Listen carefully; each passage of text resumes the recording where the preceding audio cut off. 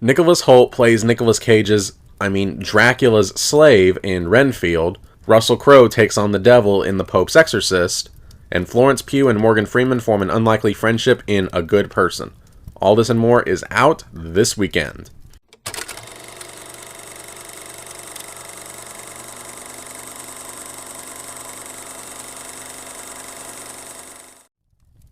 Hello guys, and welcome to your one-stop for reviews of major film releases in any given week. As always, I want to iterate these are my own personal opinions, and feel free to check out any of the films that seem interesting to you.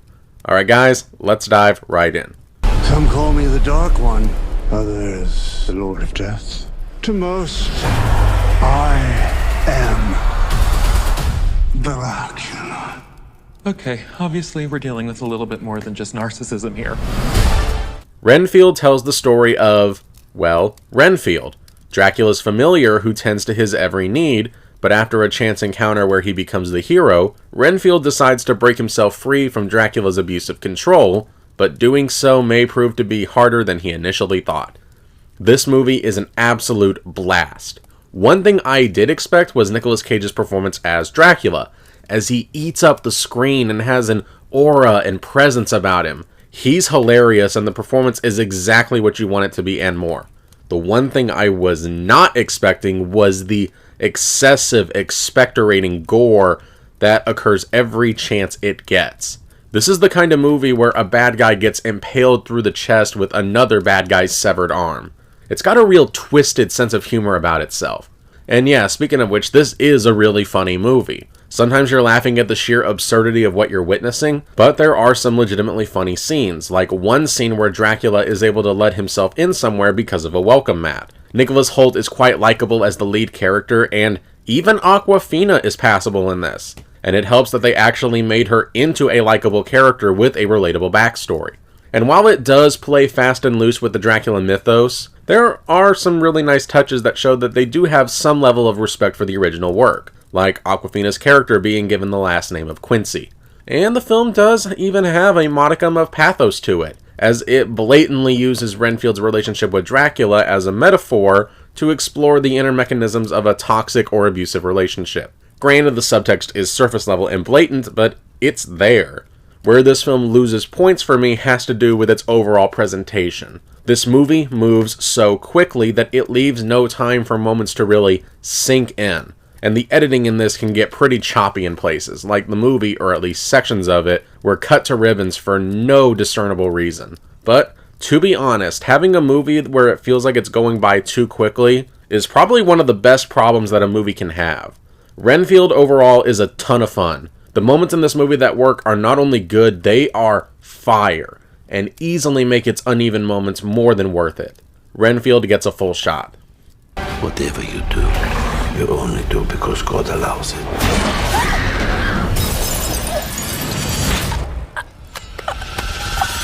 Did he allow that? The Pope's Exorcist tells the kinda sorta true story of real-life exorcist Father Gabriele Amorth, who was sent by the Vatican to investigate a possession that may reveal some dark secrets that the church has kept hidden for centuries. This movie is far better than it has any right to be. This is genre trash that is actually handily executed. For one, this movie uses a Da Vinci Code style plot twist that is actually original and injects some fresh life into what is largely a tired horror setup. There's a real weight to everything that happens. You genuinely feel the ancientness and the power of the demon that the characters are fighting against. But this would all be for naught if the performances weren't up to snuff, but they are, most especially Russell Crowe's performance as Father Gabriele Amorth. Not only does Crowe actually put in effort in trying to make his character feel like a real person, they actually wrote him really well too. He has a personality, cracking jokes in a way that doesn't feel forced or inauthentic. And there's a real tragedy to the character as well, given his backstory and how it continues to haunt him. At its core, you could very easily make the case that this whole film is an allegory about how we can be too hard on ourselves for our past mistakes. Now, of course, I'm not going to pretend this is some tour de force, the next Exorcist, if you will. It does have its flaws. This film uses theology as a plaything that most religious folks can poke holes through. Some of the CGI in this is awful. The family is not as developed or fleshed out as I would have liked. In particular, I thought their story just ended too abruptly. And as to be expected, it does sometimes fall back on Exorcist-style tropes. But if a formula is done well, it's done well. I honestly didn't expect to like this film, but it really surprised me. Now, of course, if you're repulsed by these kind of films, yeah, this isn't going to win you over. But for anyone else, especially horror fans, this is not a bad one to give a shot. The Pope's Exorcist gets a half-full shot.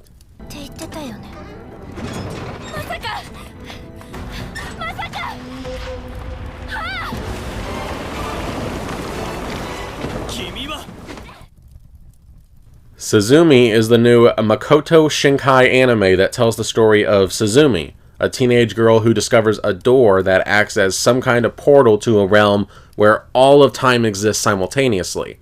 However, after accidentally unleashing a great evil, she must team up with a closer and travel all across Japan to close the doors to prevent an earthquake that could level all of Japan. There's a lot of things that you can say about this film, but the one thing that you can't deny is that it is gorgeous. The animation in this film is stunning. It flows, it moves, the colors really pop, and it's often used to cram in a ton of creativity. And yeah, there is a lot of creativity and a lot of cool ideas. The idea of one of the main characters getting turned into a chair is nothing if not original. So yeah, on the surface level, this is a beautiful film. But unfortunately, I can't say that the rest of the film really complements that. My biggest issue with this film is the writing. I have never seen a film before where so much of this film's dialogue is exposition, trying to explain how this magic system works, and yet I was still lost by what was happening. When compared to something like the director's previous film, Your Name, that film had a very simple setup, so it had more time to develop its characters and play with its concept. But there are a lot of elements that this film has to juggle, so by necessity, some things get lost in the shuffle. There's literally a character in this film that I honestly have no idea why he's here.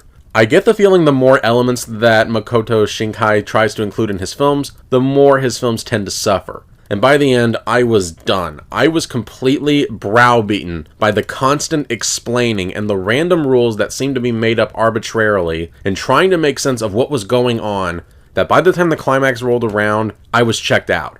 I just didn't care about what happened to these characters, which is kind of important when you're dealing with a story that is trying to have an emotional climax. And that's not even getting into some of the more unnatural plot elements to try to keep the story moving. Like, apparently a cat just wandering the streets of Japan is enough to become some kind of an online sensation, which just feels like a forced way for the main characters to keep trying to track him down. I genuinely feel like I'm taking crazy pills or that I watched a different film compared to everyone else, because everyone else is praising the heck out of this film, but I just could not get into it. Suzume gets a half-empty shot. I heard what happened to you, the accident. The woman that died was about to be my sister-in-law. I'm worried about you. I want my life back. I want my child back. I need help. I know. A Good Person tells the story of a young woman whose life falls apart after a fatal car accident that kills her future sister-in-law, and how this one accident reverberated across their families. One thing I will say about this film is that it is well-intentioned. Writer-director Zach Braff wanted to make a movie exploring the effects of loss and addiction, and that desire to do right by this dark material is nothing if not admirable. But unfortunately, good intentions alone do not make a good film. The writing in this is so dull. This movie doesn't really have anything that interesting to say, and it takes forever to even get to its own surface level, as it spends a lot of its runtime just meandering through the story. Now, the actors are trying. Morgan Freeman is actually really good in the unlikely mentor role, as to be expected, and Florence Pugh is trying her hardest, but even she, as likable and charming as she is, can't make this character's worst actions palatable enough.